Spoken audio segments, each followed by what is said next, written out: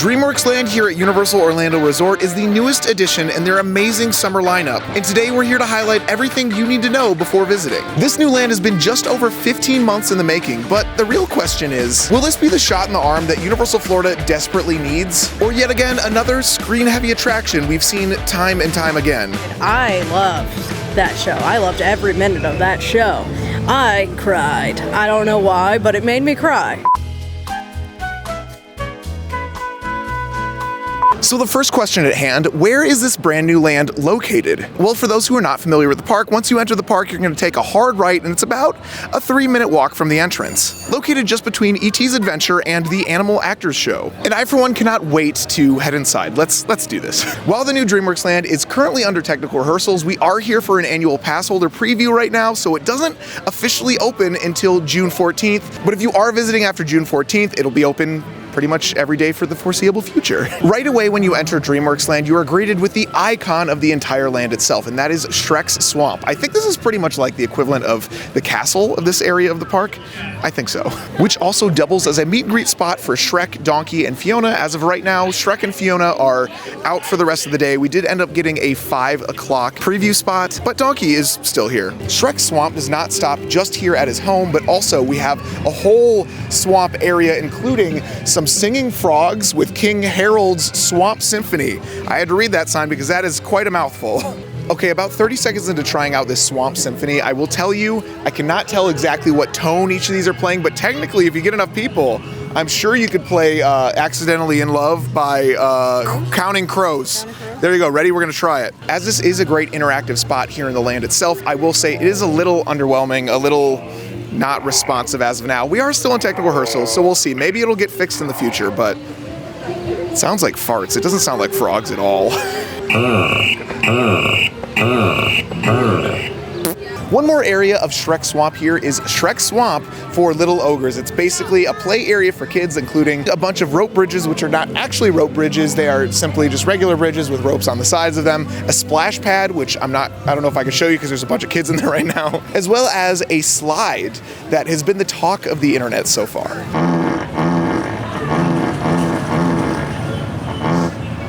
Now, the entryway for this slide itself is going to be Shrek's outhouse that he has.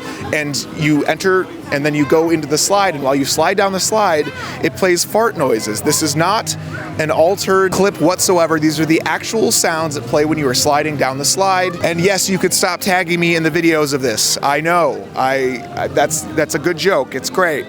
And I almost forgot, Pinocchio has his residence here in this kids' play area of the swamp. One very important thing to note about this brand new play area is that it is very accessible, especially considering the fact that there are so many other play areas around the Orlando area that do not have this type of mass. Do you see how big this is? It literally leads up to the very top. I don't know, guys. This was very, very much needed, especially here in 2024. Like, it's a no-brainer. One completely non-important part that I would like to document about this fart slide that's in the land is that a lot of these audio files they use for these farts are literally ripped off of YouTube because I've used them in my videos myself. Like, I'm walking by and I'm like, sounds familiar.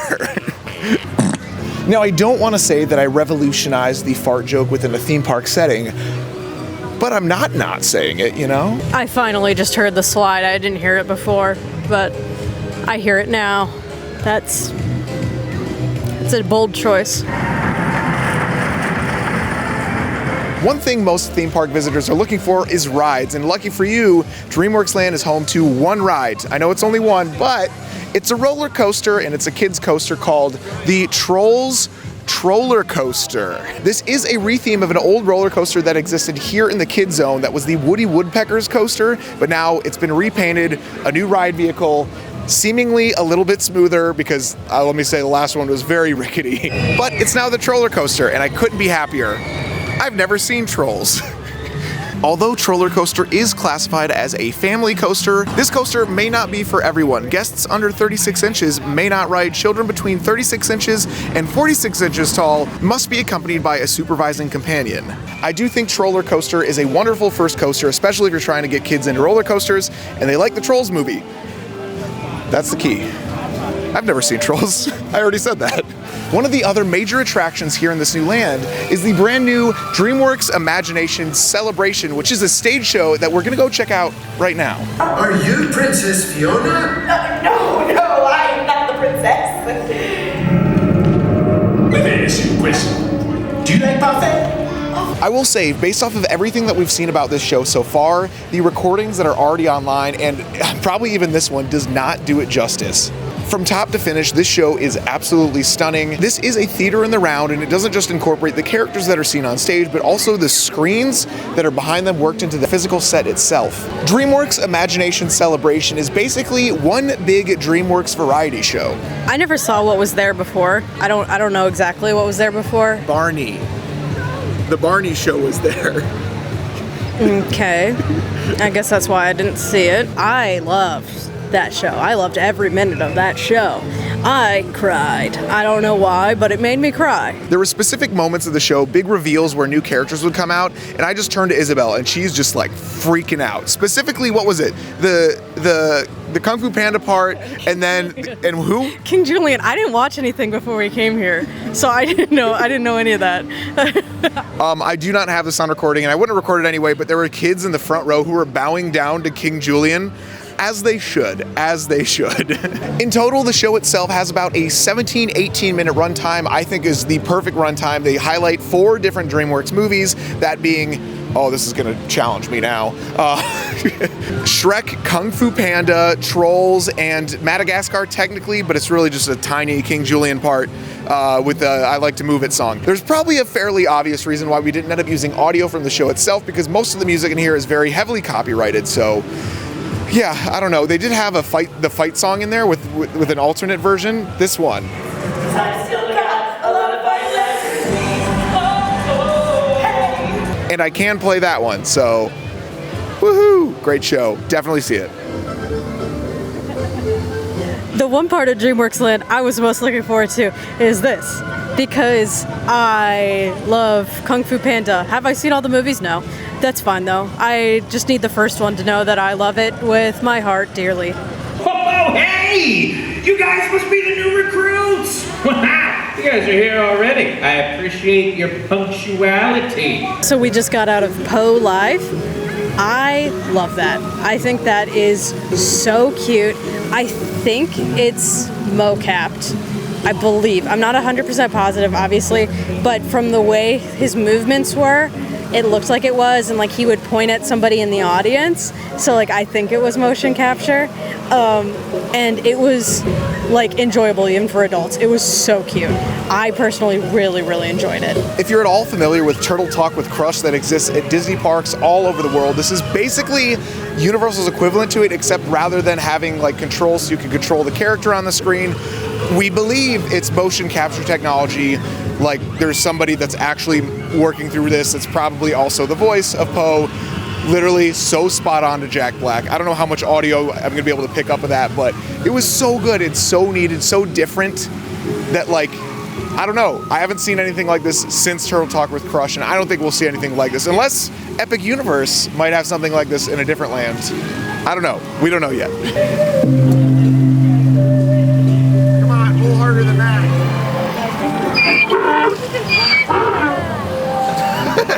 So Isabelle's results were a little underwhelming, so I'm gonna put my full body weight. Ready? The ground is vibrating. I know. That's so weird. Woo.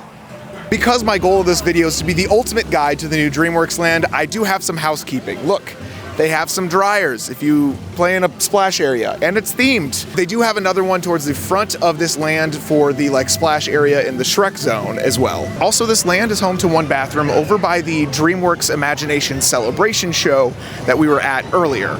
DreamWorks Land is home to 2 different food locations, 2 different snack carts, one of which being Swamp Snacks and the Trolls Treats, but we are first starting over at Swamp Snacks. Here at Swamp Snacks, we have so many different options for snacks. We have the Shrekzel, which is the iconic one. I'm sure you guys have seen it already. The Far, Far Away waffle, which comes in pepperoni, ham, and cheese. A fairy tale favorite, the Swamp Dog, Mud Puddle Pudding, a Shrek, a Frozen Ogre Sour Apple Ice Pop, as well as a Chonky Donkey Chocolate Ice Pop. For a quick snack, Isabelle ended up going with the ham and cheese, what is it called? Far waffle. Far a waffle. Now this wasn't her first choice. She wanted to get the pepperoni one, but they are currently out of the pepperoni ones, as well as the Shreksels. They are currently running low on. Again, this is technical rehearsals. This is going to be fixed by the time it opens, but it is a little bit of a downside. I was literally looking forward so much to this Shreksel. Hopefully I could get it by the end of this. Please, I want my Shrek pretzel. Listen, I'm trying to be positive with this one, but that was not good. Do not get this. Maybe, hopefully, they get more Shreksels. I don't know. Right here we have the brand new Shreksel, which is, I guess, the universal equivalent of the Mickey pretzel and or Mickey bar. Honestly, this might even be more iconic.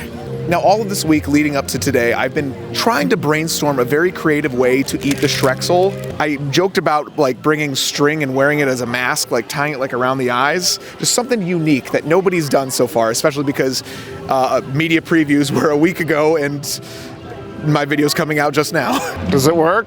Does it look okay? One fair warning that I know a lot of other people, especially that were here for a media event or any other type of previews, probably didn't mention. This is a $12 pretzel. Now pretzels over at Disney are gonna cost kind of close to that. I don't think $12, but it's a lot. Hopefully the quality shines through this, because $12 for a regular theme park pretzel would not be my first choice. Oh my, it's dripping. It's dripping. Ready? Okay, I do want Isabelle to give her first thoughts, but I will already say off the bat, this is not a theme park pretzel. This is at least Auntie Anne's quality. Maybe that's not much, but it's so good. That's not a theme park pretzel. That's good. Well, it is. Technically it is. I mean, technically in the sense that we are currently in a theme park. But that's good. That's really good. So the real question is, in comparison to the ham and cheese waffle that you had earlier, Isabelle, how is this? Way better. Way better. Also, this cheese is intentionally green. I think it's just some green food dye. That's not bad cheese, right? You think? Yeah. Sorry. You have, Ryan has pieces of sea salt stuck on his face right now, and it's really distracting. Do I? Yeah, on your nose. Oh. Oh my God. Yeah, it's really distracting. This boombox themed soft serve ice cream shop is home to a pink lemonade and a blueberry themed ice cream. I'm gonna go for the pink lemonade. Now, I did say to Isabelle before I got over there, I was like, I'm not getting any ice cream. I'm just filming a clip. I couldn't resist. So this is pink lemonade flavored soft serve ice cream. Soft serve, I didn't know it was soft serve. I don't know why I didn't think it was soft serve, because it's clearly soft serve. Oh my God. You gotta try this. This might be better than Dole Whip. I don't know how I feel about this. My brain's really conflicted. I think I like it. I don't like these little candy things on top. They're like Pez. I don't like them.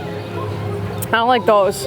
Isabelle said she doesn't like this stuff on top. It feels like somebody's trying to sneak medicine inside of my ice cream. Did you not try it? I know, I did. I had one of them, and I'm just like, Yeah, that's the exact face I made when I was trying it. It tastes like vitamin C, like chewables. Not that bad, obviously, but It's a texture thing for me. It's there.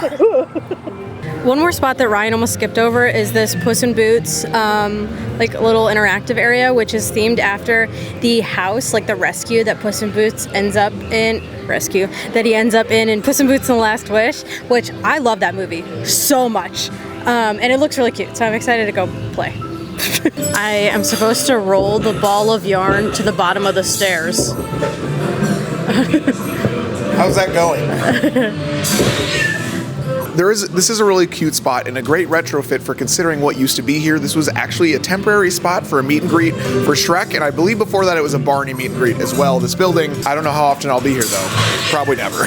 Overall, the new Dreamworks Land is seriously a wonderful, welcome addition for kids here at Universal, especially considering the fact that Universal doesn't have a lot of like kids-geared attractions, and it's an entire land of it. And going into the 2024 summer months and another major theme park opening another family kids geared attraction, this is much needed, and honestly, it's gonna be hard to beat.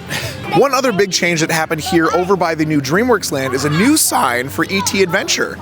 So you actually know where it is now. There was construction walls here for the longest time, but now we actually have a sign, which also, the fact that they're installing this means this is not going anywhere anytime soon. And I could not be happier because I love ET Adventure.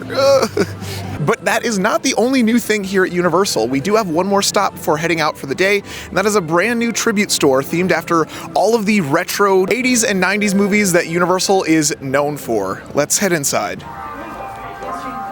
This current tribute store does have the theming of an old video store as well as maybe a movie theater. It's kind of hard to tell. On top of some of these classic Universal pictures like Ghostbusters, Jaws, Back to the Future, and E.T., you will also find some Shrek, like a lot of Shrek, which I was thinking this would be themed 80s, 90s, and Shrek came out definitely after that. But also a massive collection of old VHSs of pretty much almost, it seems like every movie that Universal has produced in the past, including fan favorite classics like American Graffiti, Gorillas in the Mist, and Jesus Christ Superstar. I believe Isabelle has found her new favorite Universal merch item. She loves bucket hats, and they have a Jaws bucket hat that has a fin on the back of it. Are you kidding me? Next room we're entering is the arcade, and this is the second store within this like plaza, this retro plaza. This whole tribute store is themed after. Look at the carpet right now. Look at this. I feel like I'm cosmic bowling. Like I'm at Brunswick right now. I'm a size 12, by the way, in case any of you work here. I'm just looking for some of those slippy shoes. Also, look at this dude.